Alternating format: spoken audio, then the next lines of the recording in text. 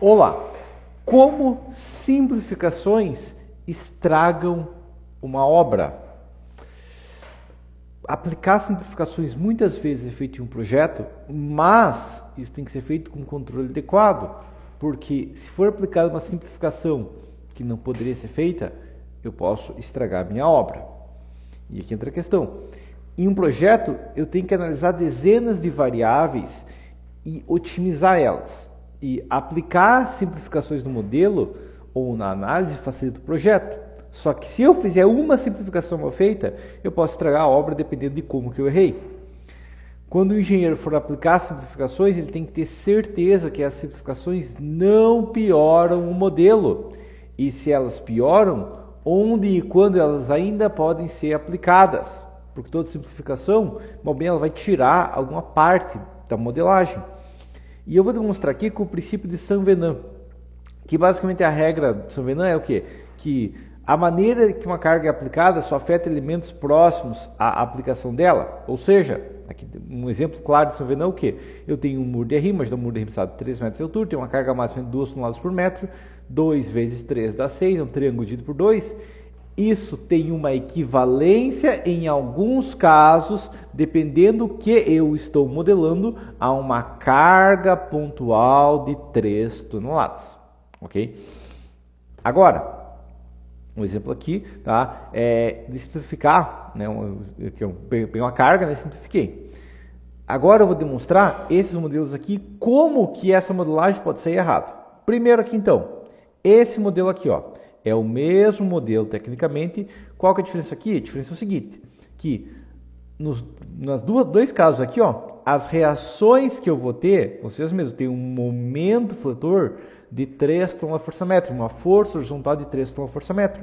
E aqui também, ó, os esforços na fundação são iguais. Então, aqui a gente viu que se eu tenho um muro de arrimo, por exemplo, e ele tem uma carga distribuída, eu posso, para modelar a fundação, imaginar que é uma carga pontual a 1/3 da altura. Beleza, eu posso fazer isso. Agora, significa que eu posso modelar um muro de arrimo inteiro com essa carga pontual? Não. Por que não? Bom, porque basicamente, primeira coisa que vai acontecer, a deformada é diferente. Por que a deformada é diferente? Porque se eu tenho mais carga no topo, eu vou ter um diagrama de momentos diferente, a estrutura se comporta diferente, inclusive o gráfico de momentos é diferente. Olha aqui o gráfico de momentos. Na possibilidade, onde eu imagino que se eu tenho uma carga pontual, ele é 0 até os 2 metros, ou seja, como se o muro nem precisasse existir ali, e do nada ele vai até 3 metros uma linha, ok? Enquanto que aqui, ó, eu tenho uma curva, e a área dessa curva é muito maior que a área dessa curva, então, consequentemente, tem uma deformada maior. E aqui entra uma questão, eu posso subdimensionar a deformação do meu muro, ou seja, fazer um muro que na prática deformaria excessivamente e talvez até tombaria se eu imaginar essa simplificação para dimensionar as cargas, usar uma carga distribuída no muro para modelar um muro, ok? Próxima questão, o momento fletor na altura de 1 metro é quanto? Bom, o máximo vai dar 3, beleza. Ou seja, para a fundação não importa. Mas aqui entra a questão.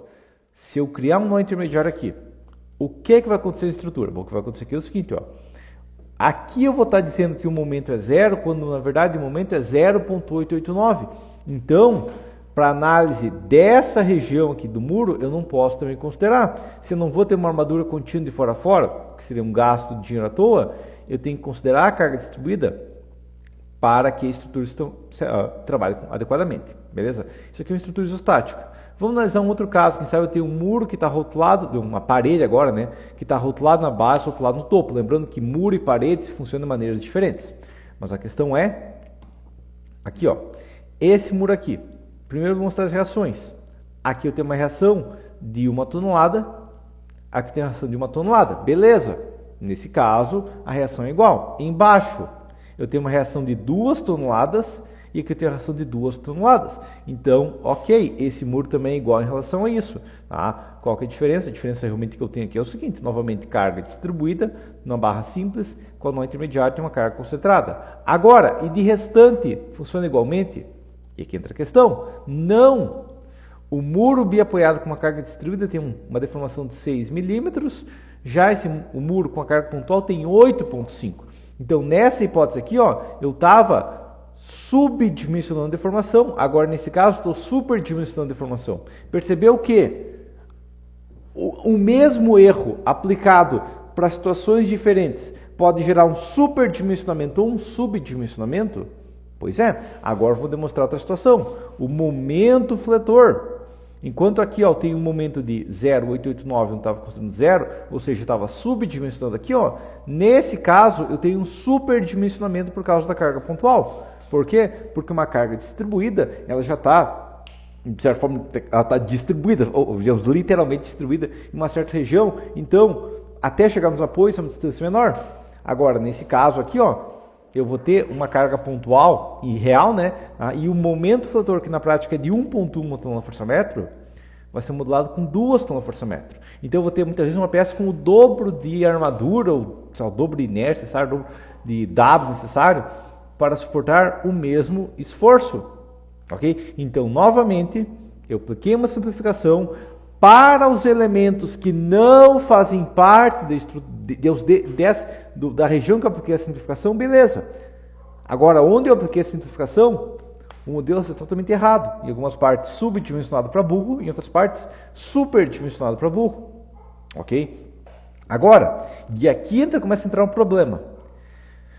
Vamos imaginar o mesmo caso, só que quando eu chego em uma estrutura hiperestática, a estrutura ainda vai se comportar da mesma maneira? Não. Tá? E por que tem duas hipóteses aqui, ó, onde eu tenho uma carga pontual? Bom, vou explicar. Mas a questão é, primeiro, vamos olhar deformada. Tá? Deformado com a carga distribuída, 2 milímetros. Deformada com uma carga concentrada, 2,9, 2,3, 2,9. De quanto é a diferença? 2,9 sobre 2,3 é uma diferença de 26%. Ok? É uma diferença considerável. Tem uma coisa que pode reduzir a flecha em 26%. É uma diferença considerável. E aqui nesse modelo tem o 4,5. Por que esses dois modelos que parecem iguais têm diferença? Já vou demonstrar. Mas a questão é momento fletor agora. E aqui a gente tem que lembrar uma questão que é o seguinte, eu até não tinha desenhado ela específico, mas uma questão extremamente importante que a gente tem que entender é que a carga vai tentar se distribuir para o ponto de apoio mais próximo. Então, vou aumentar minha tela aqui agora, mas imagine que eu tenha uma viga, que eu tenho um apoio aqui, ou apoio de primeiro grau aqui, digamos, ok? Tá? E um engaste aqui. Se eu coloco uma carga bem próximo desse apoio, o que vai acontecer é que quase toda a carga vai se concentrar nesse apoio. E daí o que vai acontecer é o seguinte aqui, ó, que meu gráfico de momentos, talvez vai ser um negativo pesado aqui, ó, e um pequeno positivo. Agora, se eu colocar mesmo engaste aqui, ok? Mesmo apoio aqui, mas eu tenho uma carga próxima do meio. O que vai acontecer é que eu vou ter um negativo menor e um positivo maior. Por quê? Porque quando a carga está bem próxima do apoio, ela está apoiando uma região negativa, ela vai gerar negativo. Quando ela apoia uma região positiva, ela tende a gerar mais positivo, ok? Tá? Mas voltando para cá, a questão é o seguinte aqui, ó. Nesse modelo aqui, ó, eu tenho um momento fletor no positivo, no meio do vão, de 0,536, enquanto aqui eu tenho 0,891. Aqui eu tenho um modelo de 1,197 e aqui eu tenho um momento de 1,663. Ou seja, nesse muro, se eu tivesse aplicado uma carga pontual, eu teria um momento fletor máximo, até pegar o calculador aqui, ó, de 1,663 dividido por 1,197, 39% maior. Ou seja, eu preciso de uma peça com 39% mais W, mais resistência. Entendido? Então, seria uma maluquice completa aplicar uma carga pontual para cá. Agora, tem diferenças na fundação? Sim, tem. Inclusive, outra questão, nesse caso aqui, ó, eu tenho um momento negativo de 1,197 na fundação, aqui eu tenho 1,663, então eu estou superdimensionando também a minha fundação aqui nesse caso. Mas claro, o que está acontecendo aqui é que a reação no topo está menor nesse caso, né? Então, eu estou ao mesmo tempo subdimensionando a minha laje no topo, minha compressão e o restante da obra está subdimensionado. Tá? Esse terceiro modelo que eu criei aqui, que tem uma deformação mais pesada ainda, foi o quê? Basicamente, eu apliquei uma redistribuição nesse segundo modelo, até que o momento de 1.1 offset ficasse igual, ok? Tá? Pode ver que isso aqui ainda vai gerar um momento de 1.202. Por que que isso acontece? Novamente, é uma questão de imaginar os gráficos, tá? Mas a questão aqui é o seguinte, se eu tenho uma viga, ok? Tá? E ela tem um gráfico de momento rotatório assim, ó. Se isso aqui for carga distribuída, se eu imaginar que é uma carga pontual equivalente, o que vai acontecer é que inicialmente esse momento vai ser igual, só que ele vai continuar pela tangente, ok? Tá? Então essa região aqui, quando essa linha aqui está reta, ok? Ela começa reto, a diferença ocorre aqui, ó, onde eles se encontram aqui embaixo, ok? E todo esse momento a mais ocorre quando eu considero uma carga pontual, quando na prática é uma carga distribuída, ok? Então, dependendo do tipo de estrutura, esse gráfico de momentos pode ser diferente. Isso não acontece, por exemplo, em um muro de arrimo. Por que não? Bom, porque muro de arrimo isostático, né? O que eu tenho aqui é o seguinte, ó. O meu gráfico base de momento da torção é uma coisa assim, ó, né?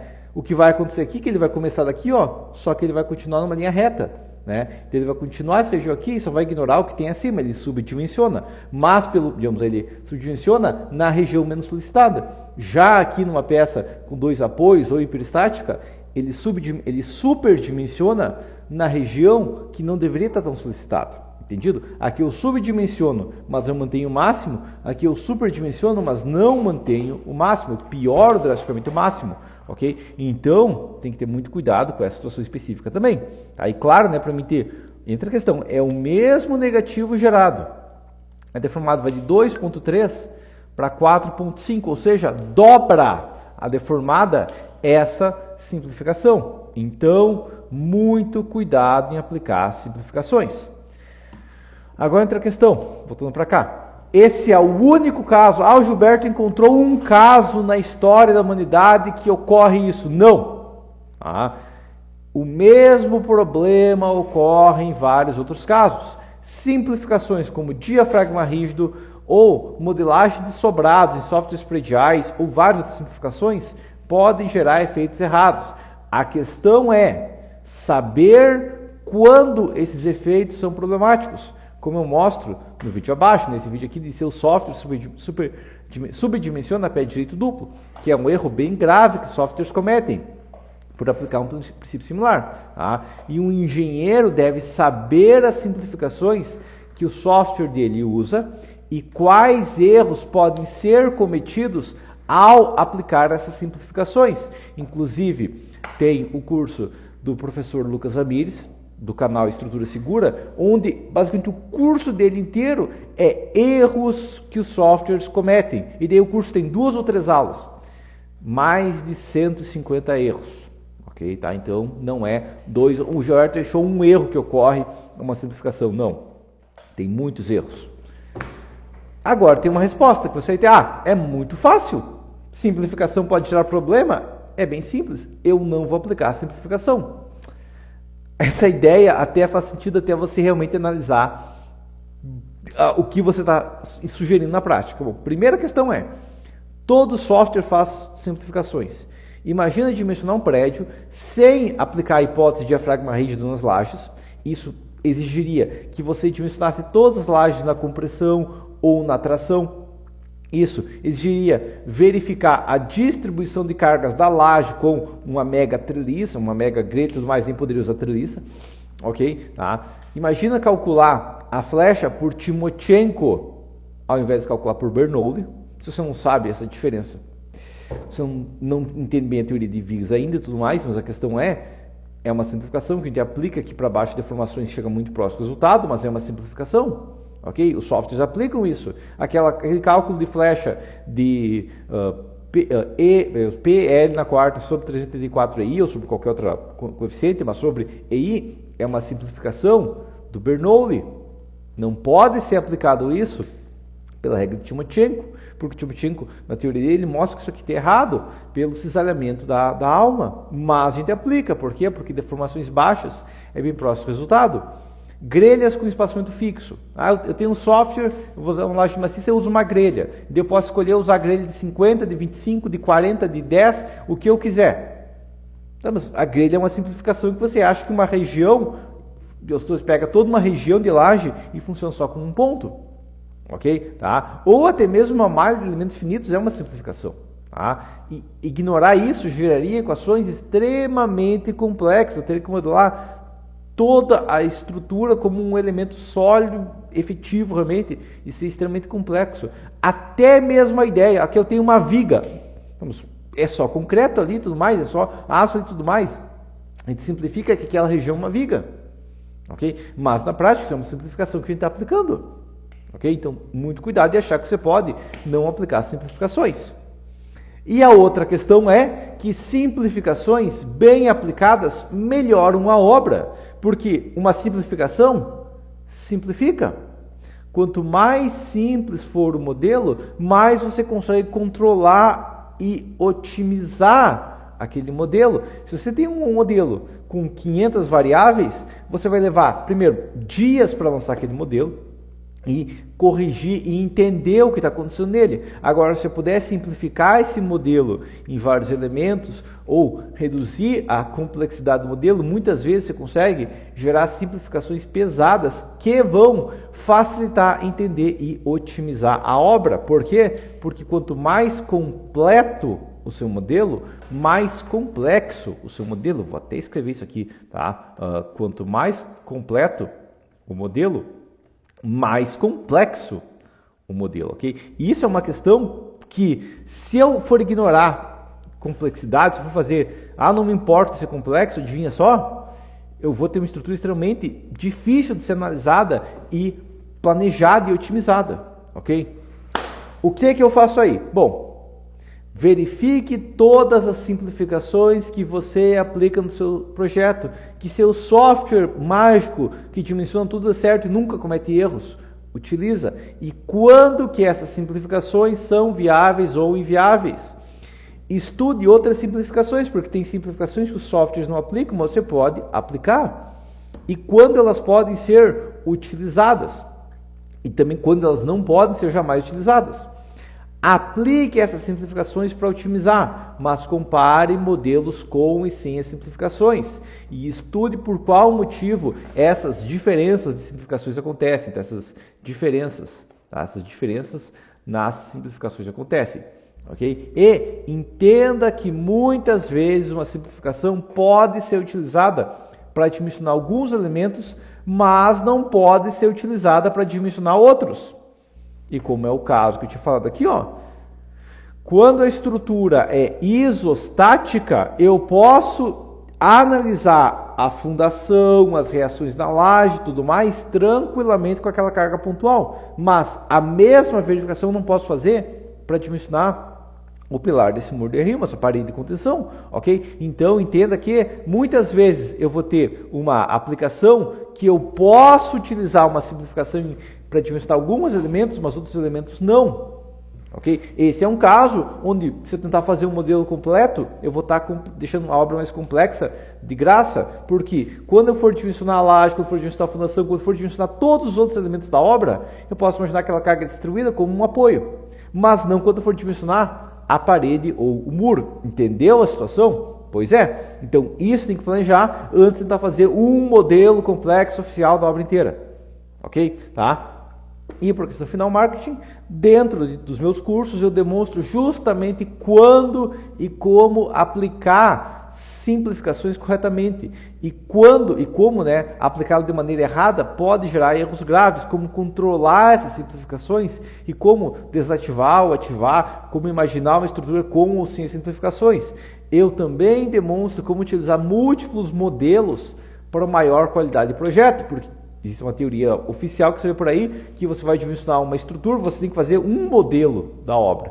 Muitas vezes você pode aplicar 2, 3, 4 modelos diferentes e ter uma precisão muito maior, por cada modelo ser utilizado para verificar uma parte diferente da obra. Só que, claro, para isso eu tenho que entender o que eu estou fazendo, eu tenho que entender as simplificações e eu tenho que entender de dimensionamento e não só entender de lançar no software e aplicar todas as simplificações que eu puder e não me preocupar com os erros. Inclusive, esse exemplo aqui eu estou dando, por quê? Porque dentro de um ao vivo meu, um cara chegou e falou, não, porque eu posso aplicar a simplificação, que não dá erro, e claramente dá erro, como a gente viu aqui, muitas vezes eu estou dobrando o consumo de material ao aplicar essas simplificações. Então tem que tomar muito cuidado, simplificações podem ser aplicadas, devem ser aplicadas, mas com controle adequado da obra, não só aplicar uma simplificação de qualquer jeito, beleza?